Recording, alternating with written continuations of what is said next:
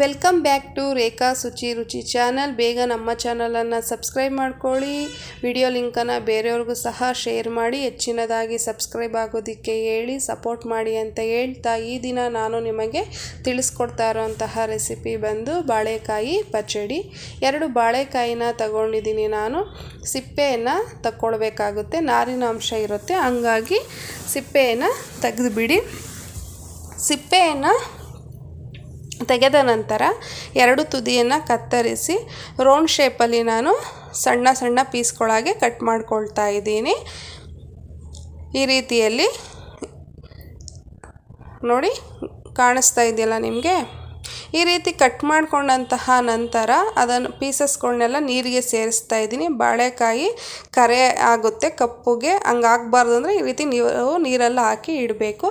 ನಂತರ ನೀರಿನ ತೆಗೆದು ಡ್ರೈ ಆದಮೇಲೆ 1 ಸ್ಪೂನಷ್ಟು ಪುಡಿ ಉಪ್ಪು, 1 ಸ್ಪೂನು ಎಣ್ಣೆಯನ್ನು ಸೇರಿಸಿ, 1 ಸ್ಪೂನು ಅಕ್ಕಿ ಹಿಟ್ಟು, 1 ಸ್ಪೂನು ಗರಂ ಮಸಾಲ, ಅರ್ಧ ಸ್ಪೂನು ಅರಿಶಿಣದ ಪುಡಿ, 1 ಸ್ಪೂನು ಧನಿಯಾ ಪುಡಿ, ಅರ್ಧ ಸ್ಪೂನು ಚಿಲ್ಲಿ ಪೌಡರ್, ಅರ್ಧ ಸ್ಪೂನ್ ಪೆಪ್ಪರ್ ಪೌಡರನ್ನು ಹಾಕಿ ಚೆನ್ನಾಗಿ ಮಿಕ್ಸ್ ಮಾಡಿ. ಯಾವುದೇ ರೀತಿ ನೀರನ್ನು ಸೇರಿಸೋದಕ್ಕೆ ಹೋಗಬೇಡಿ, ಹಂಗೇ ಮಸಾಲ ಅದಕ್ಕೆ ಬಾಳೆಕಾಯಿಯ ಪೀಸ್ಗಳಿಗೆ ಕಚ್ಚುತ್ತೆ.